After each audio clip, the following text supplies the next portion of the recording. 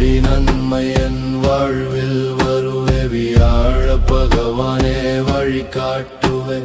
விதியின் கதவை என்று திறப்பாயே குரு குரு